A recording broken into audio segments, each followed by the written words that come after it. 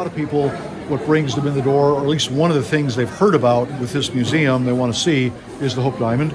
And that's been here since 1958. And it is a large blue diamond. And I think for a lot of people, they've just heard the stories. It's got a lot of history.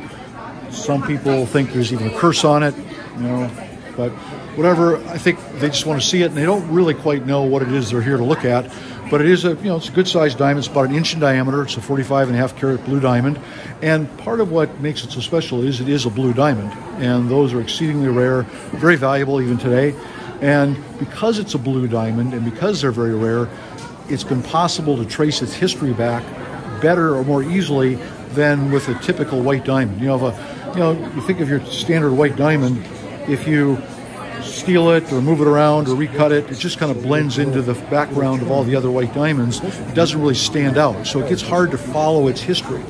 But with the blue diamond, because they're always been very rare, and there's only a few known from history, that wherever it sort of appeared or traveled in history, people would tend to notice it, they would write about it, so at least you have a reasonable chance to follow it back. And in this case, we know it's a diamond that originally was found in India, and then in 1668 was sold to King Louis XIV of France. And so it became part of the French crown jewels. And then during the French Revolution, it was stolen, the recut version of it ended up in London. And, if it's a white diamond recut, you'd never know. But because it's a large blue diamond, it's like, where did this big blue diamond suddenly come from? Oh, suddenly got. And so that diamond then stayed in Great Britain. It belonged to the Hope family. The name comes from that. Until about 1900, it was sold, and then eventually purchased by a woman that lived here in Washington, D.C., Evelyn Walsh McLean.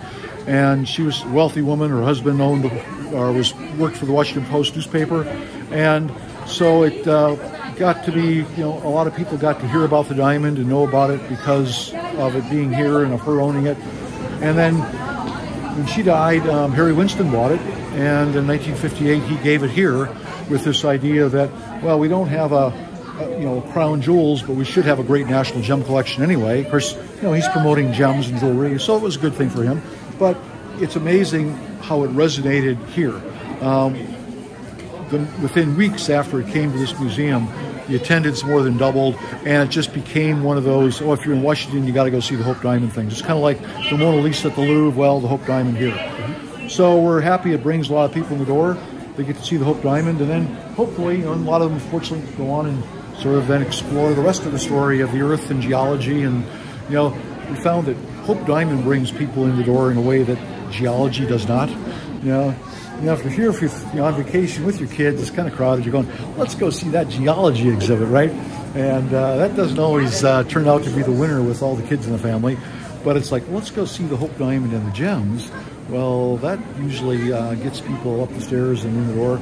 And then once they've done that and kind of start looking at the rest of it, they kind of get pulled into the whole story of the geology, the minerals, all that. And suddenly that seems kind of interesting too. So we realized this is a great way to sort of bring people into that story in an unintimidating way and kind of a fun way. And I think when they walk out, it's funny, they remember more about the rest of the exhibit than they do about this, because I think it's kind of a surprise.